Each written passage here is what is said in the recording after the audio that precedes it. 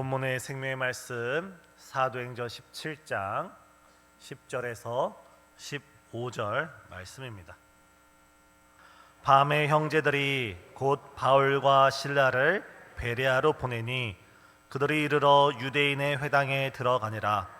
베레아에 있는 사람들은 데살로니가에 있는 사람들보다 더 너그러워서 간절한 마음으로 말씀을 받고 이것이 그러한가 하여 날마다 성경을 상고함으로 그 중에 믿는 사람이 많고 또 헬라의 귀부인과 남자가 적지 아니하나 데살로니가에 있는 유대인들은 바울이 하나님의 말씀을 베레아에서도 전하는 줄 알고 거기 또 가서 무리를 움직여 소동하게 하거늘 형제들이 곧 바울을 내보내며 바다까지 가게 하되 실라와 디모데는 아직 거기 머물더라.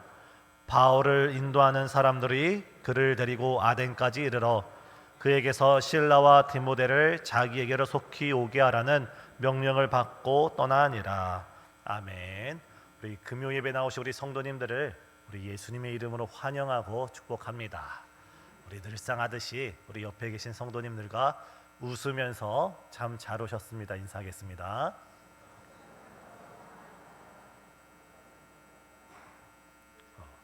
오늘 찬양 인도해 주셨던 우리 전수아님의 기도 제목처럼 우리 교회는 1일부터 우리 특별 새벽 예배 가운데 나아가고 있고 또 이번 주일부터는 우리 가을 부흥 성회 가운데 있습니다. 특별히 이번 주일은 우리 9월 총동원 주일입니다. 이번 특별 새벽 예배와 가을 부흥 성회 그리고 총동원 주일 이 모든 예배를 통하여서 우리의 영성이 회복되는 복된 이 시기가 되길 예수님의 이름으로 축복합니다. 제가 새벽 예배 시간에도 말씀드렸듯이 우리 하나님께서 요한 사도의 입술을 통해서 우리에게 요한 3서에 이렇게 말씀했습니다. 사랑하는 자여, 사랑하는 자여. 하나님께서 지금 이 시간 우리 성도님 한 분 한 분을 호명하시면서 말씀하십니다. 사랑하는 자여, 내 영혼이 잘됨 같이 내가 범사에 잘되기를 내가 간구하노라. 사랑하는 성도님, 지금 이 시간에도 저 하늘에는 주파수가 다니고 있습니다.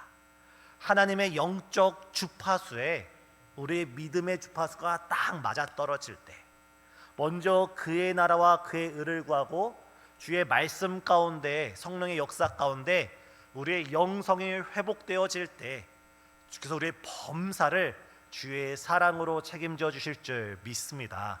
정말 그 무엇보다 이 시간 우리의 영성 회복을 위하여 간절하게 함께 부르짖는 우리 성도님 되시길 간절히 소망합니다. 우리 다시 한번 옆에 있는 성도님들과 악수하시면서 부부 외에는 악수하지 마시고 이성 간에 금지하시고 동성 악수하시면서 영성을 회복합시다. 인사하겠습니다. 예, 부부 간에만 악수해야 됩니다. 부부 간에도 악수를 안 하시는 분이 있습니다. 지난주 금요 예배를 시작할 때 제가 시 한 편을 함께 낭독하면서 시를 말씀을 시작했는데 우리 성도님이 그 순간만큼은 문학 소년과 문학 소녀가 된 것 같아서 오늘도 또 한 편을 준비했습니다. 오늘 또 한 편. 다음 주는 기대하시면 안 됩니다. 다 떨어졌습니다. 예, 그 제목은 너에게 묻는다. 안도연 시인의 너에게 묻는다라는 이 시입니다. 이거 지난주에 천안 백석대학교에 있는 그 시 박물관을 갔을 때 우리 원로 사모님이 저한테 딱 보여주었던 그런 카드인데 우리 다 같이 그냥 상투적으로 읽는 게 아니라 우리가 정말 시인이 되어서 우리가 우리 마음을 다해 우리의 마음에 있는 그 묻어놨던 그 순수함을 깨워서 우리 다 같이 읽겠습니다. 다 같이 낭독하겠습니다. 시작. 연탄재 함부로 차지 마라. 너는 누구에게 한 번이라도 뜨거운 사람이었느냐. 끝입니다. 짧지만 너무 큰 울림이 있기에 다시 한번 낭독해 보겠습니다. 저희 시작. 연탄재 함부로 차지 마라. 너는 누구에게 한 번이라도 뜨거운 사람이었느냐. 시인은 길가에 있는 연탄재를 함부로 차지 말라고 말합니다. 왜 차지 말라고 말합니까? 그 연탄재가 다 타고 남은 쓰레기일지라도 그 연탄재의 그 존재를 볼 때 오로지 자기 자신을 온전히 불태워서 누군가에게 뜨거운 사랑을, 뜨거운 마음을 전했던 그런 소중한 존재이기에 그 길가에 있는 연탄재를 함부로 차지 말라고 말합니다. 지금은 보기 참 힘든 것 같습니다. 제가 어릴 적만 해도, 우리 성도님들이 좀 전만 해도 겨울철이 되면 골목마다 연탄들이 이게 쌓여 있는 것을 심심치 않게 볼 수가 있었습니다. 저 또한 어른들의 눈을 피해 친구들과 그 연탄재 마음껏 차놀았던 기억도 있고, 또 겨울이 되면 빙판 찐 곳에, 사람들이 넘어지는 곳에 의도적으로 그 연탄을 깨서 넘어지는 것을 방지했던 그런 기억도 있습니다.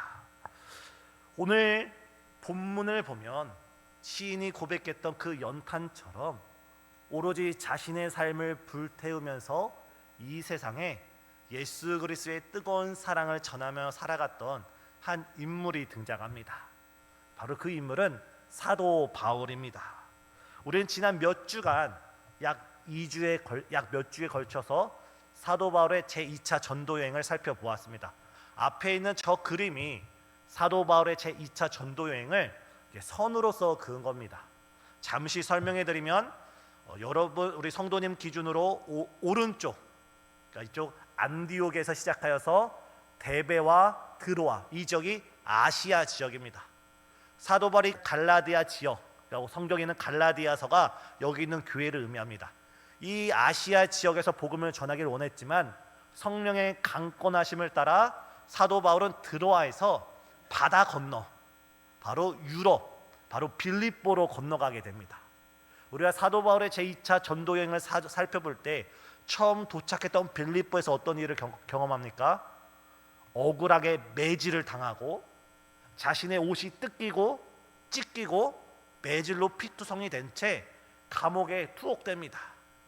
그리고 나서 그곳을 피해서 지난주 데살로니가로 갔을 때, 데살로니가에서는 지난주 말씀을 잠시 살펴보면 사도 바울이 납치를 당할 위기 가운데, 말씀에선 다루지 않았습니다. 납치를 당할 위기 가운데 한밤중에 야반 도주를 해서 도망치게 됩니다. 그리고 나서 도착한 것이 오늘 말씀을 보면 베레아입니다. 오늘 10절을 보면 이렇게 있습니다. 밤에 형제들이 곧 바울과 실라를 베레아로 보내니. 사도 바울은 이 데살로니가에 있는 복음을 믿지 않는 유대인들이 자신을 한밤중에 납치해서 죽이려고 하는 그 위협 가운데 숨어 있다가 여러 형제들의 도움 끝에 베레아로 한밤중에 야반 도주하게 됐습니다. 여기서 베레아를 잠시 주목할 것이, 사도 바울의 평소 전도를 정할 때 그는 큰 도시, 큰 고속도로가 지나는 그런 큰 도시를 중심으로 복음을 전했습니다. 근데 이 베레아라는 지역은 큰 도시가 아닙니다. 또 큰 도로도 다니지 않는 정말 작은, 정말 역사상 잘 주목받지 않는 변두리에 있는 그런 도시 중 하나였습니다. 사도 바울은 유대인들이 자신을 죽이려고 따라오자 마치 사냥꾼을 피하며 도망치는 짐승처럼 정말 사람들이 자신이 도망칠 곳을 예측하지 못하게 정말 뜻밖의 장소로 도망쳐서 숨어 들어간 곳이 바로 베레라라는 지역입니다. 근데 오늘 본문 10절을 볼 때 저는 오늘 말씀을 준비하면서 큰 도전과 큰 마음의 깨어짐을 느끼게 되었습니다. 저희 10절 다 같이 읽겠습니다. 시작. 밤에 형제들이 곧 바울과 실라를 베레아로 보내니 그들이 이르러 유대인의 회당에 들어가니라. 지금 사도 바울은 자신을 납치해서 죽이려고 했던 그 유대인들을 피해서 정말 사냥꾼을 피하는 그 짐승처럼 베레아로 들어가자마자, 피신하자마자 사도 바울이 가장 먼저 찾아간 곳이 어디입니까? 바로 그 베레아 지역에서 유대인들이 함께 모여서 예배 드리는 그 회당에 들어가서 하나님의 말씀을 다시 가르치기 시작했습니다. 생각해 보시기 바랍니다. 빌립보에서도 감옥에 갇히고 데살로니가에서도 밤중에 도망치면서 생명을 위협을 받던 그 사도 바울이 베레아에 들어가자마자 그가 가장 먼저 했던 것은 다시금 유대인들을 찾아가고 그들에게 복음을 전하기 시작했다는 것입니다. 사도 바울은 그의 고백처럼 예수 그리스도의 복음을 전하려 하면은 자신의 생명을 하나도 아끼지 아니하며 오로지 자신이 전제처럼 부어지기를 바라면서 한평생 예수 그리스도의 복음에 붙잡혀서 살았던 것이 바로 본문의 사도 바울입니다. 저는 오늘 말씀을 준비하면서 과연 저는 사도 바울처럼 우리 예수 그리스도의 그 사명에 붙잡혀 있는가? 과연 예수 그리스도의 그 복음에 붙잡혀서 오늘을 살아가고 있는가? 정말 지금 나의 심장은 그 예수 그리스도의 그 복음으로 인하여 지금 뛰고 있는가? 제 자신을 살펴보게 되었습니다. 아프리카 선교의 아버지라 불리는 리빙스턴이라는 분이 있습니다. 아프리카 선교의 아버지로 불리는 데이비드 리빙스턴이라는 분이 있는데 이분은 의사셨고 의료 선교사가 되어서 아프리카 지역에서 무려 33년이나 선교했던 분입니다. 평상시 이분이 늘 하던 말씀이 자신은 죽어서 이 아프리카 땅에 묻히기를 원한다, 혹은 나는 죽어서 내 심장만큼은 이 아프리카 땅에 묻히기를 원한다라고 고백했다고 합니다. 그가 선교 가운데 오늘날 잠비아라 일컬어지는 그 지역에서 그가 병에 걸려 죽게 되었을 때 이분이 영국 사람인데 영국 사람들과 잠비아 사람들이 서로 논쟁을 벌이게 되었습니다. 잠비아에 있던 사람들은 우리나라를 지극히 사랑하고 우리 민족을 사랑해서 우리나라에서 한평생 헌신했던 이 리빙스턴이란 선교사를 우리 잠비아에 묻어야 합니다. 이분의 무덤을 우리나라에 만들어야 됩니다 라고 주장을 했고, 영국에서는 이렇게 훌륭한 사람을 우리가 그 시신이라도 고이 모셔와서 우리가 기념해야 됩니다 라고 논쟁이 벌어졌습니다. 그 논쟁 속에 결론이 내리기를 이 리빙스턴의 심장은 이 잠비아 땅에 묻히게 되었고, 또한 이에 나머지 시신은 오늘날 영국의 런던의 중심이라 불릴 수 있는 위스터민스터 사원 그 지하에 묻혀 있습니다. 이 리빙스턴은 영국에서의 성공적인 삶, 영국에서의 그 부유한 의사의 삶을 뒤로하고 자신의 한평생을 아프리카 땅에 살아가고 지금도 그의 심장은 아프리카 땅에 묻어 있습니다. 사랑하는 성도님, 지금 우리 심장은 무엇을 위해 뛰고 있습니까? 지금 우리의 심장이 뛰고 있는 그 대상이 무엇입니까? 사도 바울은 자신의 생명을, 자신의 심장을 예수 그리스도 복음을 전하는 일에 생명을 아끼지 않았습니다. 오늘 이 시간, 이번 특별 새벽 예배와 이번 가을 부흥성회 가운데 정말 우리의 신앙이, 우리의 영성이, 우리의 영적인 심장이 예수 그리스도의 사명과 그 십자가로 인하여 다시 고동치는 저와 우리 성도님 되시길 예수님의 이름으로 축복합니다. 짐승은 죽으면 가죽을 남기고 사람은 죽으면 이름을 남긴다고 했습니다. 우리 믿음의 사람은, 우리 예수 그리스도를 따라가는 신실한 제자들은 우리가 죽는 그 자리에 바로 예수 그리스도의 향기를 남겨야 될 줄 믿습니다. 제가 한 가지 더 예화를 들어 설명드리자면 1957년에 노벨상을 받은 두 인물이 있습니다. 한 사람은 알버트 슈바이터 박사님이시고 다른 한 사람은 알버트 카미라는 분입니다. 똑같이 그 두 분은 그 노벨 재단으로부터 10만 달러 해당하는 당시 어마어마한 상금을 받았는데, 이 카미라는 분은 그 10만 달러를 받자마자 자신이 평소 꿈꾸던 런던 근교에 아주 호화로운 별장을 사게 되었고 스포츠카를 사게 되었습니다. 반면에 이 알버트 슈바이트 박사는 그 10만 달러로 인하여 자신이 선교하고 있는 그 아프리카 땅에 병원을 짓게 되었습니다. 오늘날 카미가 샀던 그 별장이 누구 소유인지 어디에 있는지 우리는 알 수 없습니다. 그러나 알버트 슈바이터 박사가 산 그 병원, 그가 그 10만 달러로 세운 그 병원은 지금도 아프리카 땅에서 하나님의 사랑을 전하며 수많은 영혼을 주 앞에 인도하는 귀한 통로로 쓰임받고 있습니다. 사랑하는 성도님, 오늘 우리가 정말 본문에 등장한 사도 바울처럼 우리보다 앞서 걸어가 믿음의 길을 걸어갔던 두 인물처럼 정말 우리가 온전히 주의 십자가를 위하여 주의 나라를 위하여 다시 우리의 심장이 뛰는 저 우리 성도님 되시길 간절히 소망합니다. 두 번째, 오늘 우리가 함께 살펴볼 말씀은 바로 이 베레아 성도들의 이 마음 태도에 대해서 살펴보기를 원합니다. 오늘 본문 11절 우리 다 같이 읽겠습니다. 시작. 베레아에 있는 사람들은 데살로니가에 있는 사람들보다 더 너그러워서 간절한 마음으로 말씀을 받고 이것이 그러한가 하여 날마다 성경을 상고하므로. 이 베레아 사람들은 앞선 데살로니가 사람들처럼 마음이 더 너그럽다고 합니다. 옛날 성경에는 더 신사적이라고 합니다. 이거에 대한 여러 해석이 있지만 성경에 따르면 그 마음이 너그럽다, 신사적이다, 고귀하다는 것은 무엇이냐면 바로 그들이 말씀을 받을 때 간절한 마음으로 말씀을 받았다는 것입니다.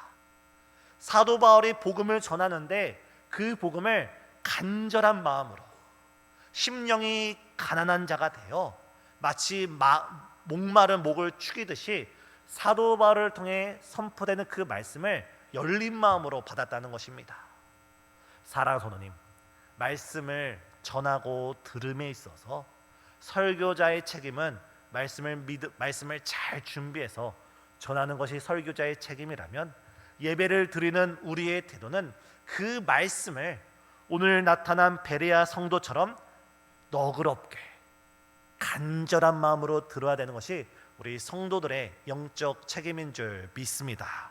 우리가 사무엘상 1장을 보면 한나가 등장합니다. 한나가 자신이 자녀가 없어서 하나님의 성수에 나서 울부짖다가 눈이 어둡고 영적으로 어두웠던 엘리 제사장이 나무라자 뭐라고 말합니까? 내가 술 취해서 이런 것이 아니라 하나님께 기도하는 것입니다. 엘리 제사장의 눈이 얼마나 어두웠던지 기도하는 여성의 그 아픔을 헤아리지 못하고 오히려 잘못된 비판을 하고 있는 겁니다.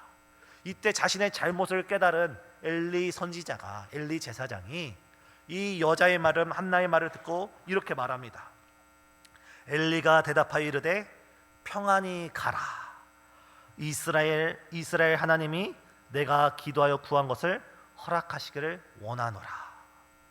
엘리 제사장이 눈이 어두웠고 영성이 어두웠던 그 엘리 제사장이 어찌 보면 의례적으로, 어찌 보면 무심하게 권면했던 그 말씀을 한나는 어떻게 받아들입니까? 이르되 당신의 여종이 당신께 은혜 있기를 원하나이다 하고 가서 얼굴에 다시는 근심이 없더라.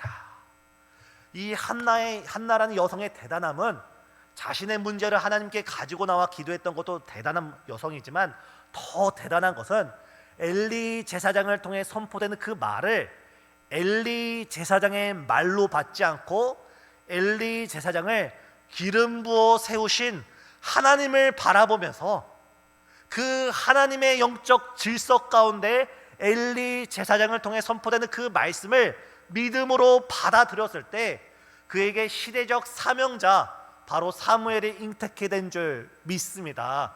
사랑하는 성도님, 이번 특별 새벽 예배 가운데 이번 주부터 시작될 가을 부흥성회 가운데 우리 설리 원로 목사님께서 그리고 부족한 제가 말씀을 전할 때 우리 성도님들이 바라봐야 될 건 말씀을 전하는 그 목회자를 바라보는 것이 아니라 그 목회자를 하나님께서 기름 부어 세우신 그 하나님을 바라보면서 그 하나님의 영적 질서 가운데 선포되는 말씀을 믿음으로 아멘하고 받아들인 성도들에게 놀라운 이적과 기적과 성령의 열매가 맺어질 줄 예수님의 이름으로 축복합니다.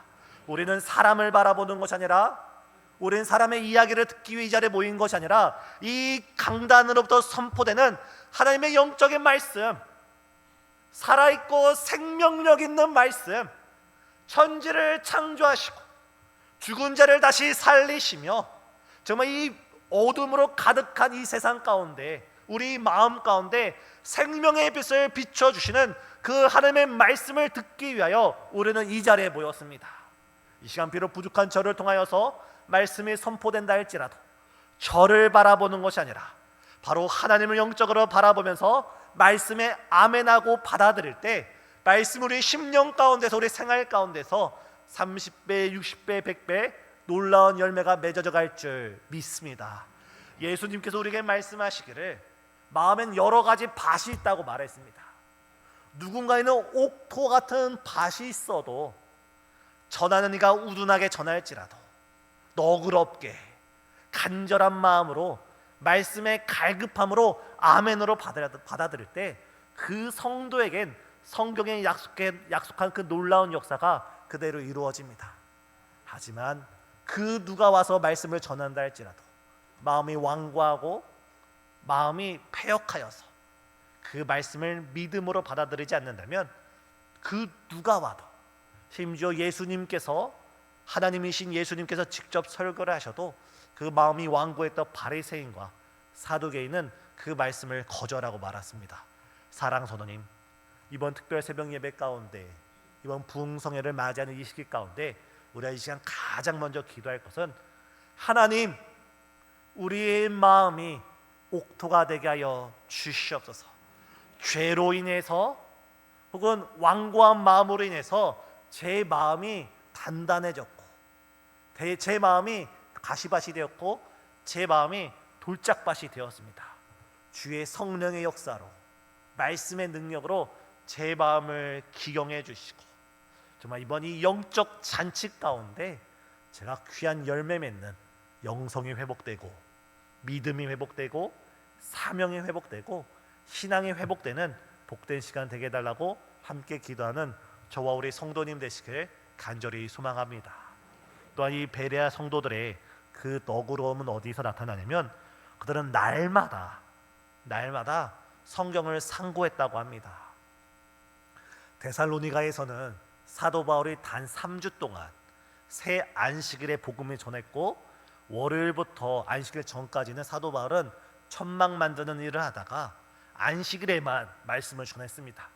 기껏해야 짧게 잡으면 3일, 길게 잡아도 며칠밖에 말씀을 전하지 못했는데, 이 베레아 성도님들은 말씀에 대한 간절함 가운데 날마다, 제 이야기 아니라 11절 하반절 보시기 바랍니다.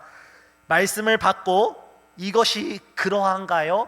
날마다, 주일만 오지 않고, 월요일만 오지 않고, 화요일만 오지 않고, 수요일만 오지 않고, 날마다 부흥회가 지속되는 월요일부터 수요일까지 하루도 빠짐없이 날마다 성경을 상고해 나갈 때, 말씀을 들어 나갈 때 바로 그들 삶 속에서 놀라운 역사가 시작되었다고 오늘 말씀은 기록되어 있습니다.